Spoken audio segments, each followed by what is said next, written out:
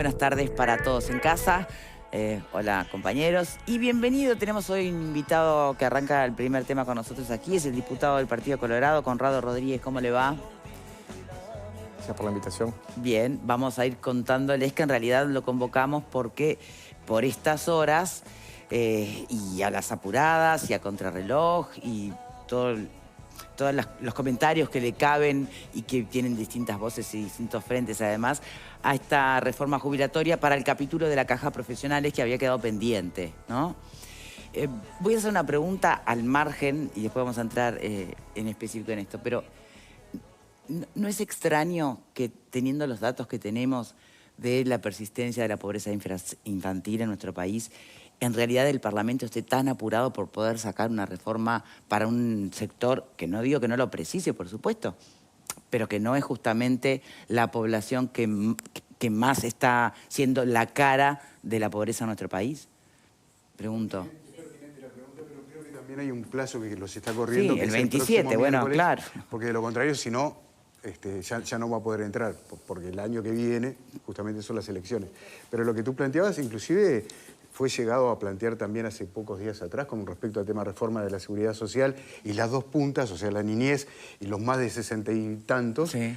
de que justamente se estaba desbalanceando el equilibrio donde debía ir el mayor aporte, que es en la infancia y no en la adultez, ¿no?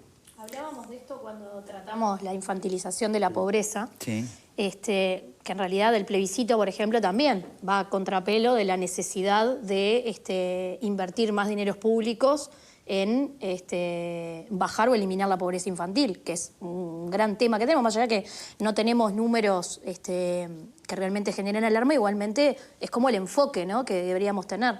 Yo lo primero en lo que pensé cuando miraba que ustedes lo que planteaban era también que el Estado también hiciera aportes para, entendiendo, ¿no?, de que lo que se busca es que no paguen más los profesionales, pero la verdad es que seguimos como enfocados en las jubilaciones, en las personas mayores, que son donde los números de pobreza son menores, y a mí también me genera un poco de ruido, ¿no? Bien. Bueno, Conrado, diputado. En realidad, yo tendría que marcar toda esta discusión en una situación que vive la seguridad social en general. Tuvimos una reforma general que se votó en abril y ahora vinieron la reforma de las cajas paraestatales. En lo personal hubiera deseado que la reforma de las cajas paraestatales hubiera sido con anterioridad a la reforma general. Yo lo dije en muchas oportunidades el año pasado. Bueno, se decidió al contrario, se invirtió el orden y también de alguna manera se demoró en el envío de los proyectos de ley. Esto yo lo he dicho públicamente y no es ninguna novedad incluso para los integrantes del Poder Ejecutivo.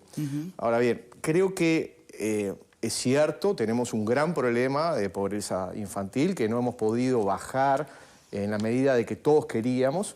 La OPP diseñó un programa ya por el año 2021 en aquella rendición de cuentas para poder dotarle a la primera infancia 50 millones de dólares anuales. Eso se hizo a través de convenios específicos entre Presidencia de la República con cada uno de los organismos que tienen que ver con el tema de la primera infancia. Eso se aplicó parcialmente y ahí tuvimos un problema de ejecución, sí. Eso hay que reconocerlo. En esta rendición de cuentas hicimos algunas modificaciones y también creamos una figura paraestatal que tiene que ver también con la primera infancia. O sea que se está atendiendo la situación, no es que ahora tratamos las cajas paraestatales o la reforma general de la seguridad social y no tenemos en cuenta a la primera infancia. Creo que marcar la temática creo que es lo que tendría que hacerse. ¿Por qué quedó tan rezagada la caja de los profesionales? Bueno, tenemos un problema desde hace por lo menos 10 años, tanto con la caja bancaria como con la caja de profesionales. Pero este problema no había sido advertido en tiempo y forma por quienes tenían que advertir, que eran los delegados del Poder Ejecutivo en los dos directorios. O sea, en el directorio de la Caja de Profesionales hay 2 delegados del Poder Ejecutivo designados por las anteriores administraciones del Frente Amplio que no advirtieron en tiempo y forma de lo que estaba sucediendo en la Caja, de cuál era la situación económica financiera de la Caja. ¿Mala gestión? Yo creo que sí, que hubo mala gestión de varios directorios, no de uno solo. que fueron tomando decisiones de aumentos de tasa de reemplazo cuando no lo tendrían que haber hecho, de situaciones que, obviamente que hay situaciones demográficas que no son, o variables demográficas que no son manejables por ningún directorio, pero que sí que se podrían haber tomado algunas decisiones que no se tomaron a tiempo. Entonces, ante la situación de deterioro financiero de las dos cajas, si este problema hubiera sido advertido en tiempo y forma, hubiéramos tenido 2 proyectos de ley seguramente, por lo menos hace 5 años, ¿no? Este gobierno tuvo que asumir esa situación, estudió con profundidad en la Comisión de Expertos de la Seguridad Social, hubo un capítulo específico para las cajas paraestatales y la reforma que se tenía que hacer. Y vuelvo a repetir, yo creo que lo deseable hubiera sido que se hubiera encarado la reforma enseguida después del diagnóstico y las recomendaciones de la Comisión de Expertos. Y en todo caso, antes de la reforma general. Bueno, ahora se hizo al revés y estamos con poco tiempo. Pepe hablaba de un plazo constitucional. Sí. En realidad, nosotros, el Partido Colorado, entendemos de que no existe plazo constitucional. Lo hemos dicho también en varias oportunidades. Sí, pero en los hechos, si no se resuelve nada antes del 27, ¿qué pasaría? Bueno, ¿qué pasaría? ¿Qué es lo que se nos dice?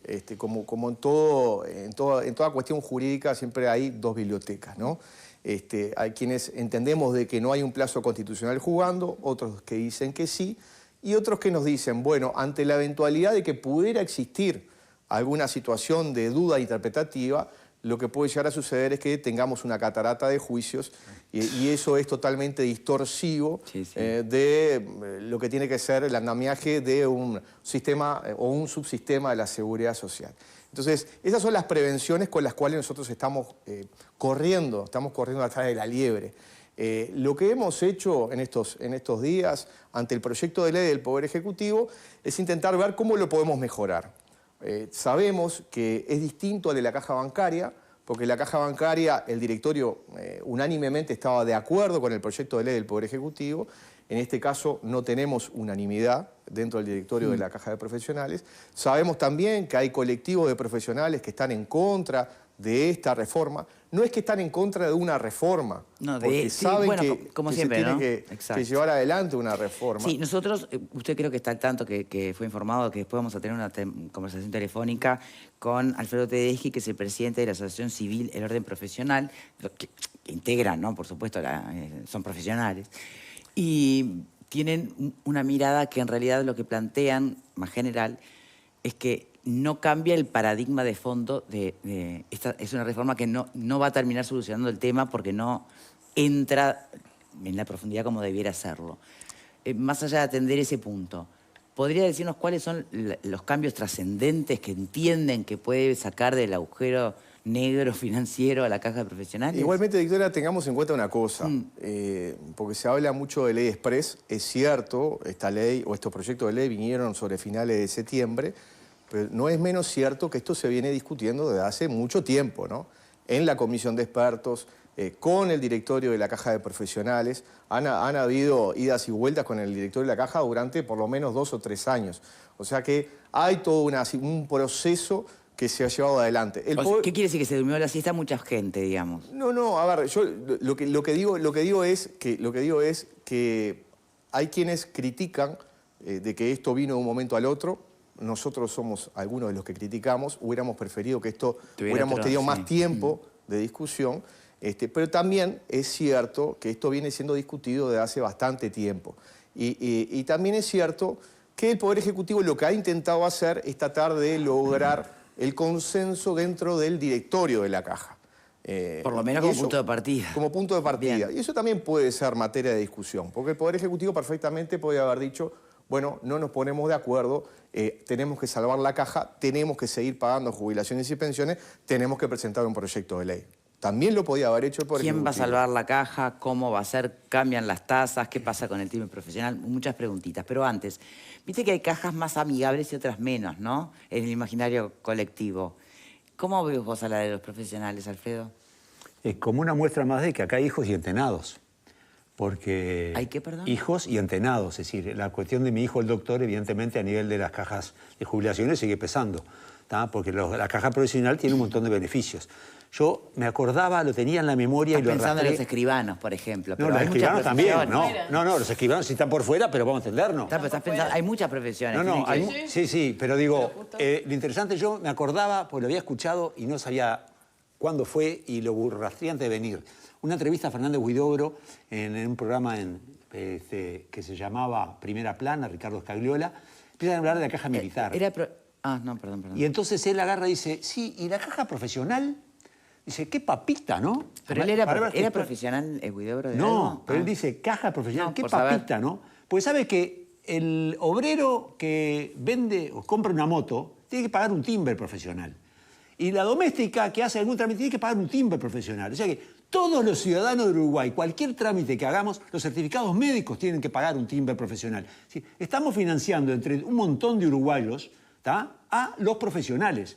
Desde el año 1960, la ley 12.804, la rastreé a ver cuándo se fundó. En 1960 se estableció el tema en un gobierno blanco, por dentro, para el tema de los timbres para la caja profesional, en el cual pagamos todos los beneficios de los profesionales. Que, oh casualidad, las jubilaciones profesionales no son malas en este país. Yo leía por los datos que me mandó la profesión. Y los aportes tampoco. No, pero Los realmente los aportes, si hay razón, son bajos, Alfredo. pagan de 35 a 40% de los que van a cobrar jubilación después. Mientras que pasa con usted y yo, cualquiera de nosotros nos jubilamos, realmente vamos a cobrar el 40% de lo que pagamos. Ellos pagan el 35 al 40 y cobran el 60% más de lo que pagaron. O sea que hay una cuestión de beneficio real de la caja profesional que hubo mala gestión seguramente, pero que son los muchachos privilegiados, son privilegiados. Y no me vengan con la infantilización de la pobreza cuando tu nuevo partido, entre otras cosas, derogó parte del IAS,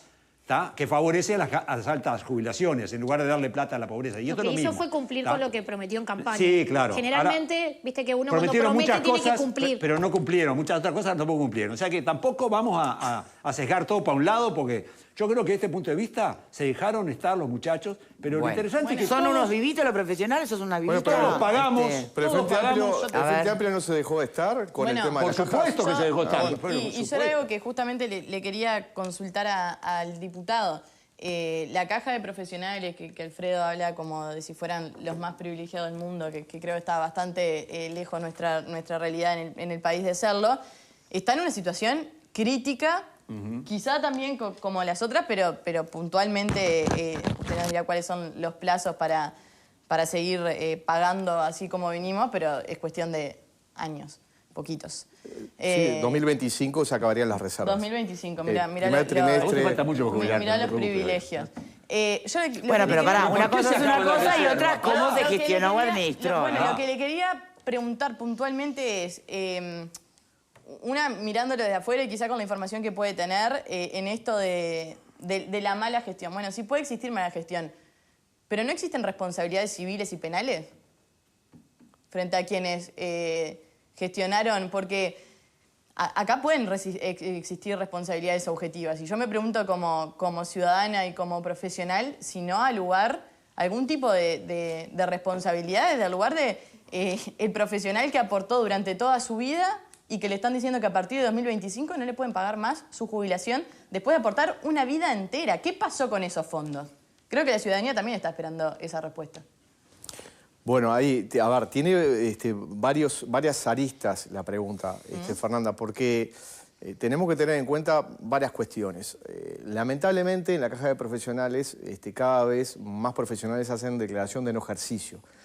Han existido también cambios en la sociedad de cómo se ejercen las profesiones, ¿no? De acuerdo. Muchísimos ya han dejado de ejercer de manera liberal, Claro. lo hacen como dependientes, dependientes Claro. de una empresa, dependientes del Estado, ¿no? Entonces, Aportando lo que otra ha casa. sucedido también es que hay un desfasaje muy grande entre la cantidad de activos y la cantidad de pasivos y aquellos que se reciben en sus carreras y hacen declaración de no ejercicio, o aquellos que habían aportado y luego hacen declaración de no ejercicio y dejan de aportar. Entonces, yo creo que tiene varias aristas. O sea, hay cambios en la sociedad, que no solamente en el Uruguay, en el mundo, que lo que nosotros podemos llegar a discutir en un futuro es si es necesario la existencia de las cajas paraestatales, Si no, tendríamos que ir a un solo sistema, que tendría que ser un sistema único en BPS. Eso es una discusión que nos tenemos que dar, por supuesto. Porque no significa que el profesional no esté aportando. Seguramente esté aportando BPS. Está aportando BPS. Claro. Entonces ahí tenés esa cuestión. Hay cuestiones de variables demográficas donde la gente, los uruguayos, vivimos más, vivimos mejor, y está calculado que en el caso de los profesionales incluso tienen una sobrevida mayor a aquellos que están jubilados por BPS. Entonces, durante más años, tú tenés que pagar jubilaciones y pensiones. Entonces, hay un desfasaje que se produce por diferentes variables, ¿no? Sí, yo estoy de acuerdo contigo, es que han existido responsabilidades objetivas de diferentes directorios de la Caja que no se han hecho valer. El tema de los altos sueldos también le cabe a la Caja de Profesionales, el gerente ganando fortunas. Claro, ¿qué te parece? Y bueno. Pero es que en 10 años no lo advirtieron, es grave. Entonces ahí tenemos todas esas situaciones se están jugando. Entonces, Claro, ¿cuál es la disyuntiva? La disyuntiva era, si nosotros, o si el Uruguay deja que la Caja de Profesionales no tenga una reforma y va hacia el año 2025, esperamos al próximo gobierno, el año 2025, para tener que ir a alguna reforma, lo que va a suceder es, se van a ir consumiendo las reservas, van a tener que vender activos financieros que tienen, como letras de regulación monetaria, como bonos, etcétera, etcétera, y ese haber, ese patrimonio de la Caja ya no va a estar.